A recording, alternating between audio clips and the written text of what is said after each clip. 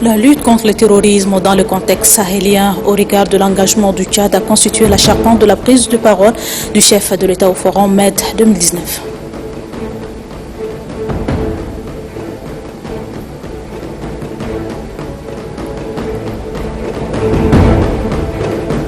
Et puis le ministre délégué à la présidence de la République chargé de la défense se trouve au Caire en Égypte. Une visite de travail qui a permis à Mamata Balisala d'échanger avec son collègue égyptien de l'Intérieur sur plusieurs sujets liés à la sécurité. Les détails dans ce journal. C'est tout pour les titres. Bonsoir à toutes et à tous et bienvenue dans cette session d'information. Au départ de ce journal, sachez que le président de la République, Idriss Déby Itno, a regagné N'Djamena cet après-midi et rentre de Rome en Italie où il a participé aux travaux de la 5e édition du Forum Dialogue Méditerranéen. Le chef de l'État a été accueilli au bas de la passerelle par le ministre de l'Administration du territoire et des collectivités décentralisées, Mahamat Ismaïl Chaïbo, quelques membres du gouvernement, du cabinet de la présidence de la République et le maire de la ville de N'Djamena étaient également de l'accueil à l'aéroport international Hassan Yamous de N'Djamena. En visite de travail en Italie, le président de la République a été reçu par son homologue Sergio Mattarella, ministre et le Premier ministre italien. Juste après ces rencontres avec le président et le Premier ministre italien, le président de la République est intervenu au Forum du dialogue méditerranéen MED 2019, la lutte contre le terrorisme dans le contexte sahélien au regard de l'engagement du Tchad a constitué la charpente de cette prise de parole. La Méditerranée, à première vue, semble être éloignée du Sahel, mais l'interconnexion de plusieurs défis et leurs effets débordants lient l'ensemble des pays du Sahel à cette partie du monde. Aux réflexions qui sont menées au cours du Forum du dialogue méditerranéen, s'est ajoutée une voix africaine et non du moindre. C'est un grand connaisseur des problèmes de la région que le président de la République, Idriss Déby Itno, a été invité à partager son analyse des enjeux, notamment sur le plan sécuritaire et leur corrélation avec d'autres paramètres transnationaux. La situation qui traverse aujourd'hui le Sahel était prévisible, confie le président de la République, rappelant ses incessantes mises en garde au sujet de la destruction de la Libye. Étayant ses propos par une description du corridor du terrorisme de la Méditerranée jusqu'à l'Atlantique, le chef de l'État estime que la Libye, en plus de la prolifération des armes et de la drogue, est devenue aujourd'hui l'incubateur du terrorisme. C'est l'expansion de ce phénomène qui a plongé le Tchad et l'ensemble des pays sahéliens dans une insécurité généralisée, poursuit-il, regrettant que les initiatives prises ça et là par les différents partenaires du Sahel en appui aux efforts des pays concernés ne sont ni efficaces ni adaptées car souvent prises en dehors de nous. Dès lors, l'ensemble de la stratégie de lutte déployée dans le Sahel est à repenser, énonce le chef de l'État, en ajoutant que si les ressources pérennes nécessaires à l'engagement des troupes africaines sont mobilisées, les pays du Sahel peuvent bien se passer de toute forme de parrainage ou de directives qui conduit souvent à des complications qu'à des solutions. Attaquer le mal à la racine, d'après lui, passe également par la résolution de la crise libyenne qui a un lien direct avec le développement du terrorisme. Il faut un dialogue global et inclusif rassemblant tous les Libyens et une prise de conscience collective des concernés. À la stratégie de lutte, Idriss Déby Itno pense qu'il est indispensable d'intégrer le levier économique par un investissement massif car, fait-il savoir, le sous-développement et son corollaire, la pauvreté, favorisent la propagation des idéologies obscurantistes. Dans son discours, le président de la République a énuméré les défis dont son pays et le Sahel font face, le terrorisme, la prolifération et la circulation d'armes en provenance de la Libye et la criminalité transnationale, entre autres. Suivez. L'occasion qui m'est offerte me semble tout indiquer pour vous entretenir sur un certain nombre de défis auxquels le Tchad de mon pays et le Sahel dans son entier font face. Ces défis sont tous connus et dont la plupart ont des conséquences débordantes dans l'espace sahélien. Il s'agit entre autres de crises et conflits persistants, de la pauvreté, du terrorisme, de la criminalité transnationale organisée, la prolifération et la circulation en masse des armes en provenance de la Libye engendrant des conflits intercommunautaires armés sans précédent, auxquels s'ajoutent les effets pervers du changement climatique et les mouvements migratoires à grande échelle, pour ne citer que cela. Aspirer à la prospérité commune suppose que les conditions minimales d'un développement socio-économique soient réunies. Et le développement lui-même est tributaire de la paix et de la stabilité. C'est pourquoi nous n'avions ménagé aucun effort pour contribuer à la résolution des différentes crises dans notre voisinage, notamment en République centrafricaine, au Soudan et en Libye. Il est de notre devoir, en tant que voisins, de contribuer à atteindre ces foyers de tension, car les conséquences en termes d'accueil de réfugiés, de rupture de circuits commerciaux, de menaces à la sécurité, de pression sur les ressources naturelles et des pertes de débouchés économiques sont incalculables. Malheureusement, la persistance de ces crises et l'expansion du terrorisme ont plongé le Tchad et l'ensemble du Sahel dans une insécurité généralisée dont les conséquences sont aujourd'hui ressenties bien au-delà du continent africain. Les menaces d'envergure qui persistent et se renforcent au Sahel appellent à une coopération régionale et internationale plus réactive et mieux soutenue, prenant en compte le caractère transversal du danger qui n'épargnera ni la Méditerranée, ni l'Europe, mais encore le reste du monde. Tout en saluant l'apport de pays du Sahel dans la lutte contre les terrorismes en mettant en place une force mixte multinationale, le chef de l'État Elisabeth Mo lance un vibrant appel à l'endroit de tous les partenaires de les appuyer en matériel de sécurité ainsi que sur le plan de développement. Je dois relever pour le regretter que lorsque des initiatives sont prises ici et là par les différents partenaires du Sahel, sans nous impliquer, cela peut entraîner des situations chaotiques, comme malheureusement c'est le cas aujourd'hui en Libye.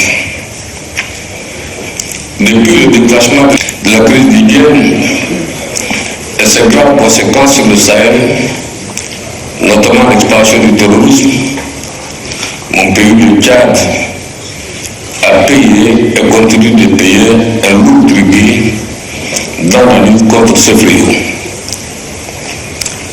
Au-delà des centaines de soldats tombés sur les différents fronts, hors de notre territoire national, nous consacrons autour de 32% de notre maigre budget à l'effort sécuritaire.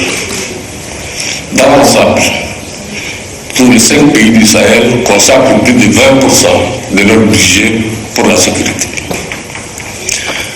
Au plan sous-régional, dans la limite de nos moyens, nous, le pays du bassin du lac Tchad et du Sahel, nous nous sommes mobilisés avec beaucoup de détermination en mettant en place la force multinationale mixte dans le cadre du bassin du lac Tchad et la force conjointe du G5 dans le cadre du Sahel.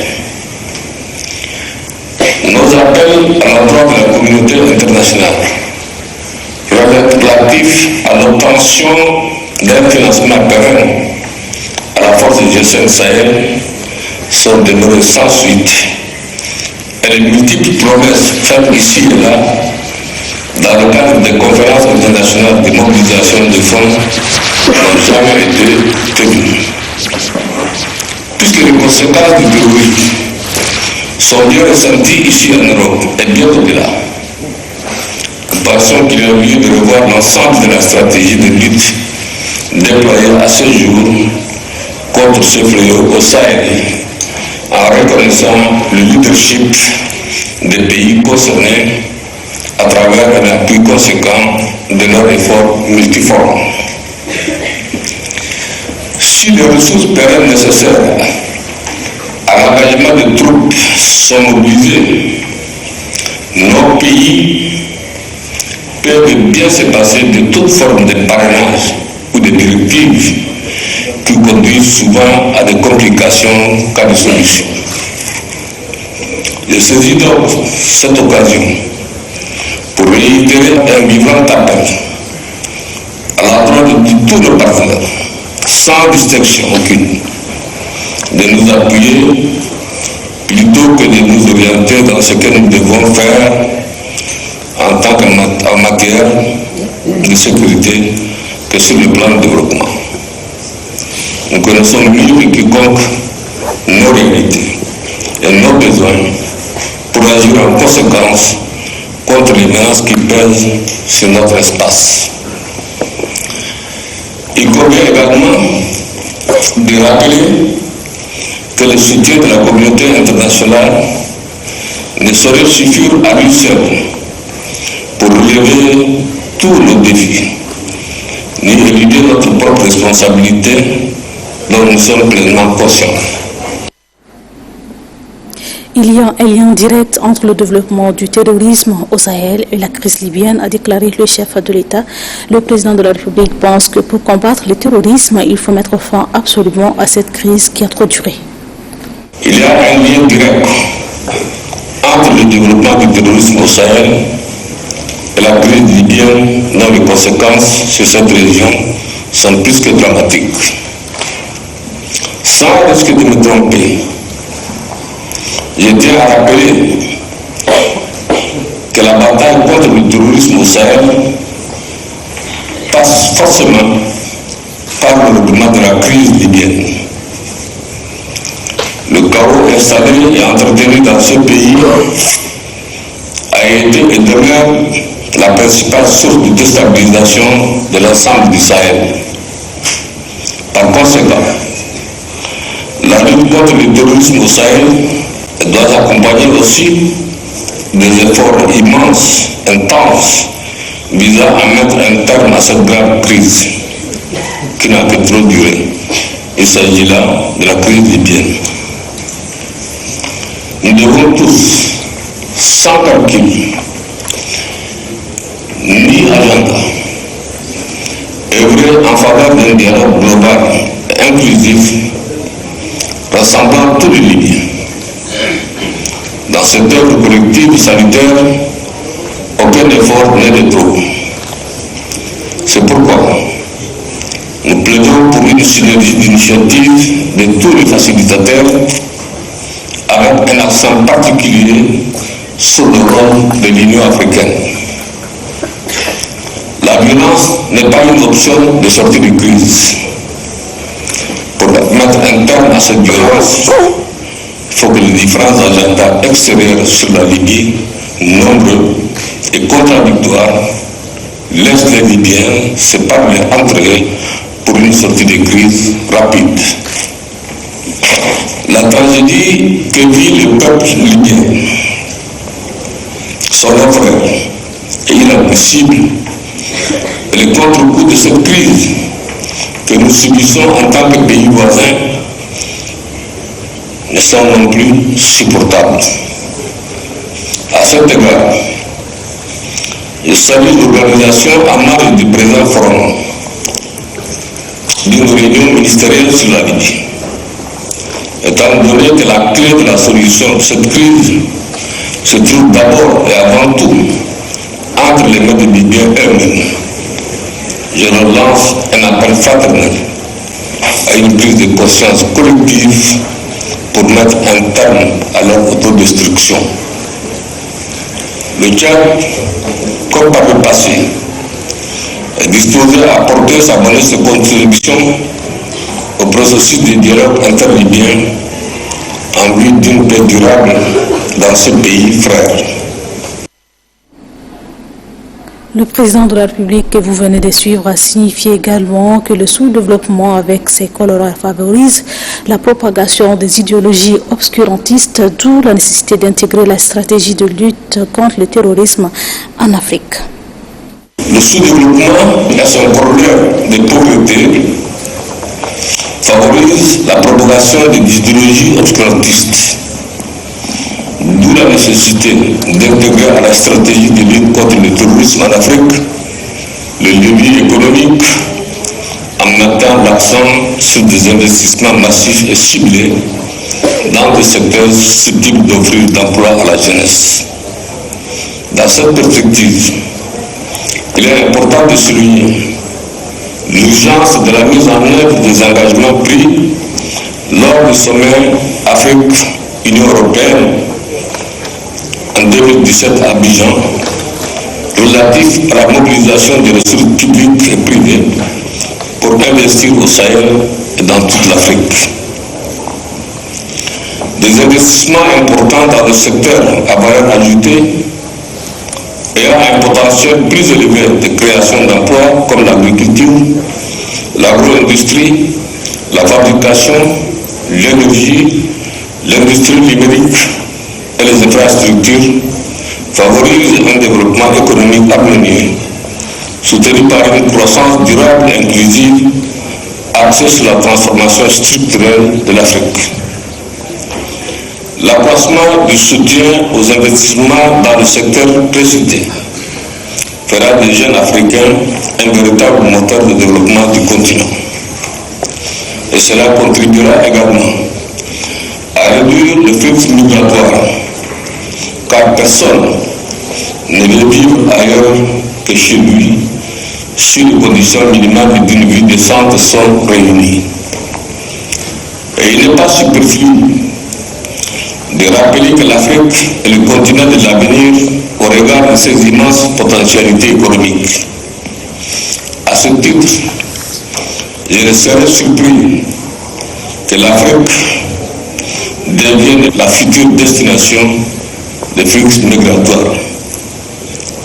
Alors, pensons dès à présent à une prospérité partagée avec l'Afrique et faisons tout ce qui est en notre pouvoir pour relever ensemble les multiples défis transnationaux qui mettent en péril notre avenir commun. Le ministre délégué à la présidence chargé de la défense et de la sécurité se trouve en Égypte pour une visite de travail. Mahmoud Abbali Salah a échangé ce matin avec son collègue égyptien de l'Intérieur. Plusieurs sujets liés à la sécurité ont été évoqués au cours de la rencontre. Amanisa Kassina. Pour cette première visite au Caire, en tant que ministre en charge de la défense nationale et de la sécurité, le général de corps d'armée Mahmoud Abbali Salah s'est fait accompagner par son chef d'état-major particulier adjoint Suleiman Adam, de l'inspecteur général des services de police Ali Adoum Toli et du point focal du dossier égyptien au Tchad, Mohamed Idriss. Dès leur arrivée, le ministre et sa suite sont vite conduits au salon d'honneur pour un tête-à-tête avec les responsables égyptiens en charge de la sécurité, d'où plusieurs sujets ont été évoqués. Ce samedi 7 décembre 2019, Mohamed Abbali Salah rencontre son collègue de l'Intérieur, Mahmoud Taoufik, et ce en présence de l'ambassadeur du Tchad en Égypte, Adoud Alamine. Les deux hommes qui se connaissent bien ont échangé à cœur ouvert sur bon nombre de sujets, surtout sécuritaires. Tout en saluant les efforts du Tchad dans la lutte contre le terrorisme, le ministre égyptien de l'Intérieur, Mahmoud Taoufik, s'est d'abord félicité des liens historiques entre le peuple tchadien et égyptien avant de souligner que le Tchad et son pays, l'Égypte,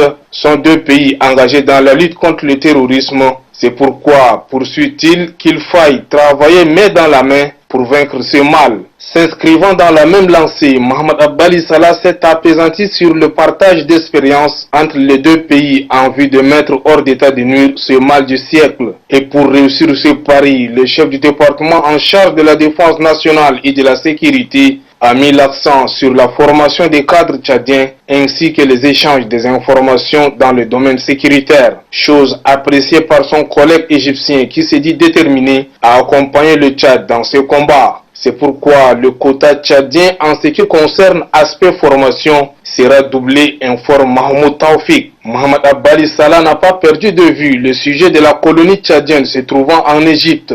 Pour lui, le traitement de ses compatriotes s'est hautement amélioré depuis la rencontre de Sharm el-Sheikh lorsqu'il était encore ministre de l'administration et de la sécurité, dont il félicite ici les autorités égyptiennes pour leurs actions en faveur des ressortissants tchadiens. À la fin de la rencontre, quelques cadeaux symbolisant l'amitié entre l'Égypte et le Tchad ont été remis au ministre et les membres de sa délégation. L'agenda du ministre prévoit une série de visites dans quelques institutions sécuritaires ainsi que des rencontres avec d'autres responsables en charge de la sécurité. À l'issue de la rencontre, le ministre délégué à la présidence chargé de la défense et de la sécurité s'est confié à la presse. Suivi. Nous avons échangé sur des points que nous avons évoqués lors de notre première rencontre à Sharm el-Sheikh. Et il faut aussi souligner qu'il y a eu des avancées.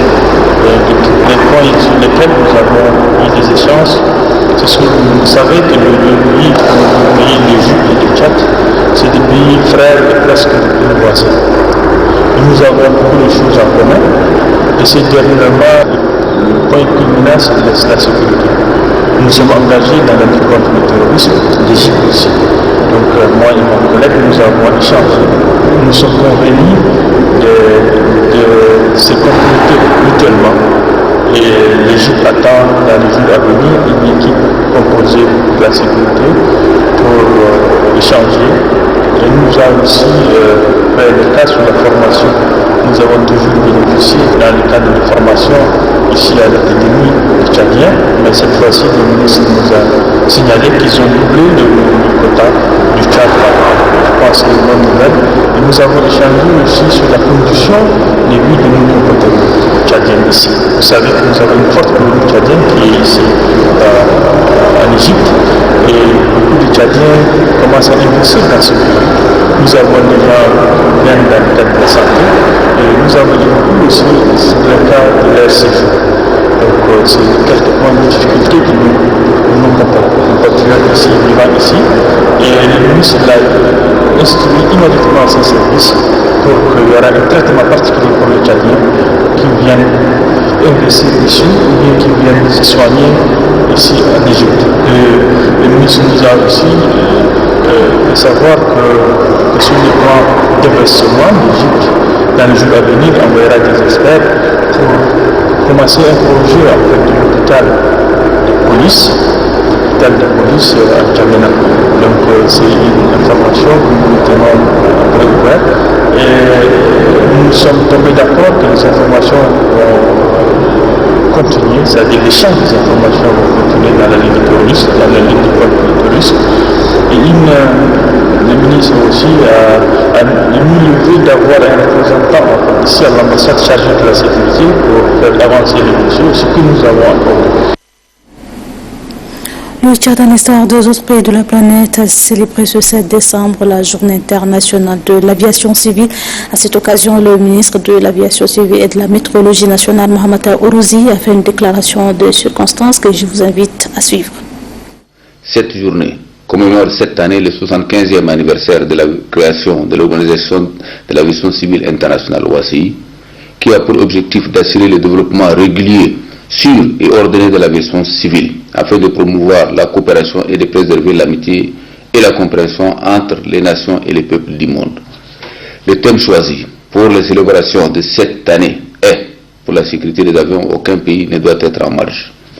Comme vous le savez, l'aviation civile s'est développée de manière prodigieuse ces dernières décennies, grâce à l'évolution technologique et aujourd'hui à l'échelle mondiale. Chaque jour, plus de 10 millions de femmes et des hommes permettent d'assurer directement 120 000 vols quotidiens qui génèrent 2 700 milliards de dollars chaque année, soutenus par 61 millions d'emplois. Face à cette croissance permanente du transport aérien, la coopération dans le domaine de l'aviation civile internationale fondée sur une approche universelle, découlant de l'application des normes internationales édictées par l'OACI, la préoccupation première des États est de veiller à la sécurité de l'aviation civile.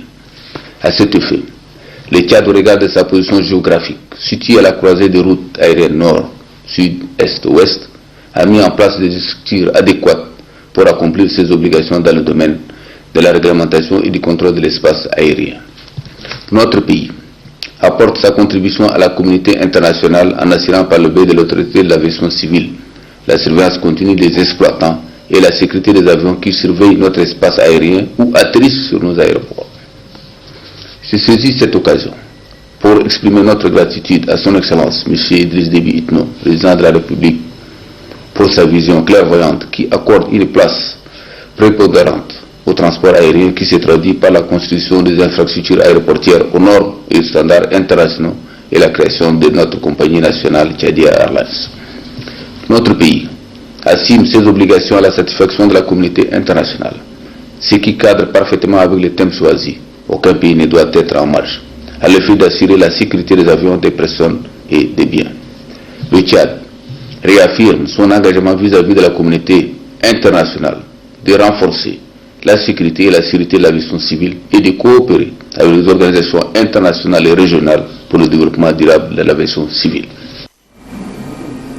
Signature d'une convention de partenariat entre le ministère de la Justice et l'association Voix de la Femme ce vendredi 7 décembre. Cette convention vient en appui aux engagements du ministère de la Justice, garde des Sceaux, aux côtés de la présidente fondatrice de l'association Amina Tidjaniaya. Thomas Mandjali. Cette signature marque la convention entre le ministère de la Justice et l'association Voix de la Femme. Un geste qui permet à ces deux organisations d'œuvrer ensemble pour la cause commune, celle de la lutte contre les violences faites aux femmes. Aujourd'hui, en ouvrant ses portes, le garde des Sceaux montre la volonté du gouvernement à travers le ministère de la Justice d'aider les femmes et éradiquer les violences faites aux femmes. Ce geste est un engagement pour l'association Voix de la Femme, a laissé entendre le ministre de la Justice. Vous savez que la question des femmes est une priorité en ce moment-là pour le gouvernement. Et le ministère de la Justice, qui a en charge les droits humains, a dans ses activités surtout la lutte contre toutes les violences à l'égard des personnes vulnérables et surtout les femmes, et doit rendre aussi justice à celles qui sont victimes de ces violences. Le ministre a remis officiellement le document, gage de son engagement, à la présidente fondatrice de l'association Voix de la Femme. Fin cet après-midi de la réunion sur la transhumance transfrontalière entre la République du Tchad et la République centrafricaine organisée par la FAO, l'OIM et le gouvernement tchadien. Cette réunion vise à développer les mécanismes de communication institutionnelle entre ces deux pays sur les enjeux de la transhumance afin de parvenir à une gestion apaisée. On fait le point avec Ngayam Benkeri. À la faveur de cette première réunion sur la transhumance transfrontalière entre le Tchad et la RCA, plus de 60 participants ont été outillés sur les mécanismes de communication institutionnelle à mettre en musique entre les deux pays. Après un bref rappel sur l'importance économique et culturelle de la transhumance en Afrique subsaharienne, le représentant de la FAO au Tchad, Mamadou Mansour Ndiaye, s'est appesanti sur l'impact du changement climatique qui défavorise les écosystèmes naturels, entraînant parfois des conflits entre les communautés concernées. Pour le chef de la délégation centrafricaine, Dr Essène Mamad Malmal, le manque de dialogue sur la transhumance entre le Tchad et la RCA ne favorise guère la régulation et la gestion de la transhumance transfrontalière. Tout en saluant l'importance des relations de coopération qu'entretiennent les deux pays frères, le ministre de l'élevage et des productions animales souligne par ailleurs que le secteur pastoral joue un rôle non négligeable dans le développement socio-économique du pays. Les activités pastorales occupent plus de 40% de la population active et fait vivre au moins 70% de la population rurale. L'élevage procure des sources non négligeables de revenus à la frange de la population la plus défavorisée, surtout en zone rurale et difficile. L'élevage représente 30 à 50% des exportations, 37% du PIB agricole et 14 à 20% du PIB national. Cette réunion s'inscrit dans le cadre du projet de restauration de la paix et du dialogue entre les communautés tchadiennes et centrafricaines, principales victimes de la transhumance transfrontalière. Puis retour sur le 29e anniversaire de la journée de la liberté et de la démocratie à Fada, dans la province de l'Inde-Ouest. Le 29e anniversaire a été célébré avec Fast Mamad Koki. Les temps forts du 29e anniversaire de la journée de la liberté et de la démocratie à Fada. La foule est très émouvante à la place de l'indépendance. La cérémonie a vu la présence des autorités administratives et militaires, les différents chefs de service, les partis politiques, les leaders religieux et la sortie massive de la population pour la circonstance. Le gouverneur a été accueilli par le commandant numéro 1, le général de brigade Fouzari Hassan. Après la revue des troupes par le gouverneur, cette occasion commémorative a permis au gouverneur de prendre parole pour préciser que c'est le 1er décembre 1990 que le président de la République, son Excellence Idriss Déby Itno, à la tête d'hommes engagés, a décidé de rentrer en N'Djamena pour mettre fin au régime dictatorial. Par ailleurs, le numéro 1 de l'ENEDI-Ouest a souligné que ce nouveau climat politique a permis au Tchad de se lancer réellement sur la voie de développement avec la construction des structures socio-sanitaires et éducatives à travers le pays. Après le discours du gouverneur, s'ensuit le défilé militaire.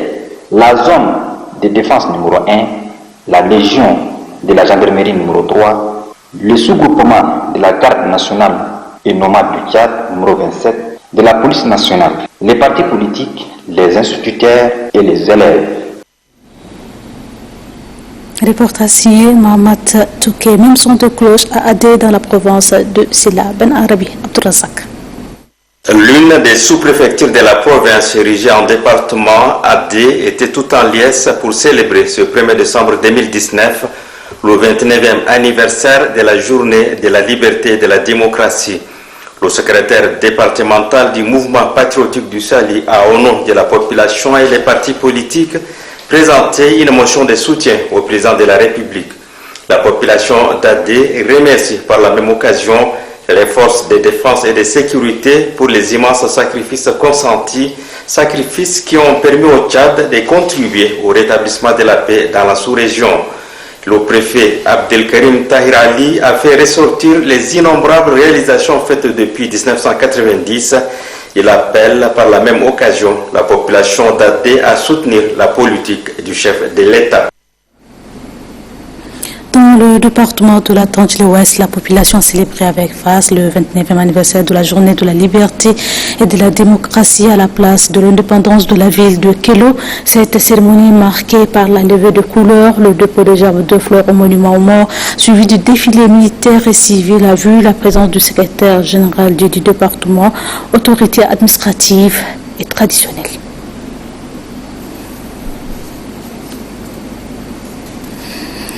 Et puis, 1er décembre, cette fois-ci dans le département du Tour, dans l'Enedi-Est, à Defamat Berrahma.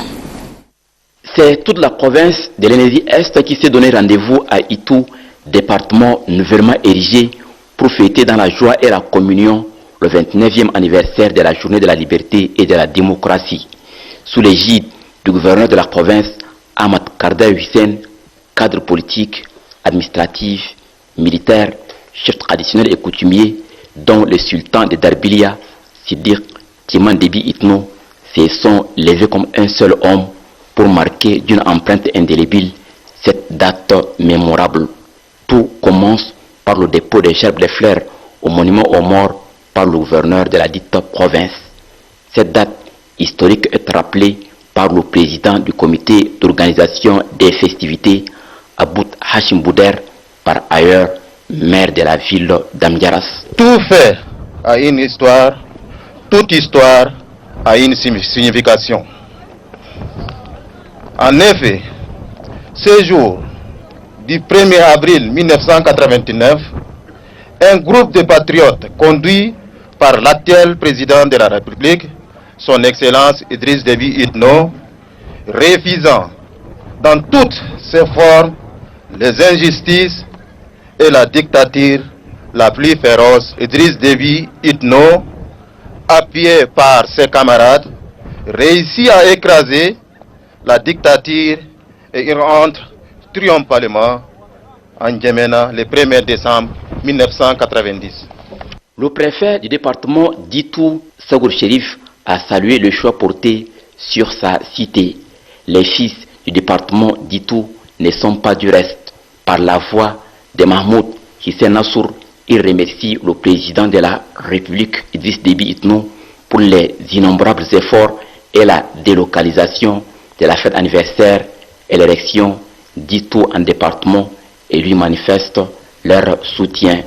Le secrétaire général du conseil provincial du MPS de l'Enedi-Est, Ali Mohamed Choua, a également magnifié les œuvres du chef de l'État et réaffirme l'indéfectible soutien des militants. Le gouverneur de la province de l'Enedi-Est, qui a rendu un hommage aux martyrs dont des fils de l'Enedi-Est, a positivement apprécié les réalisations du chef de l'État Idriss Déby Itno dans sa circonscription administrative. Sur l'ensemble du territoire national, le pays est en chantier. La construction d'infrastructures universitaires, la construction d'infrastructures sanitaires, hôpital de la mère et des enfants, hôpital moderne de N'Djamena, hôpital de référence national de N'Djamena, les hôpitaux provinciaux dans les 23 provinces, les districts sanitaires dans les chefs-lieux du département, les centres de santé dans l'agglomération du pays. Cette célébration est ponctuée d'un défilé au cours duquel les différents détachements des forces de défense et de sécurité ont imprimé leur marque. Le défilé civil a été une phase pendant laquelle diverses couches socio-professionnelles, dont les chameliers ayant particulièrement retenu l'attention, ont exprimé leur fierté à cette date qui marque la libération des Tchadiens du joug de la dictature, dont des fils de l'Enedi-Est, à l'instar d'autres Tchadiens, ont payé un lourd tribut. Autre volet de l'actualité, le groupement numéro 3 de la garde nationale et nomade du Tchad, du CANEM, a un nouveau commandant. Il s'agit du général de brigade Djiroua Dikali qui remplace à ce poste le lieutenant-colonel Djouboune Boloy Kiki. Omar Mamatouarou.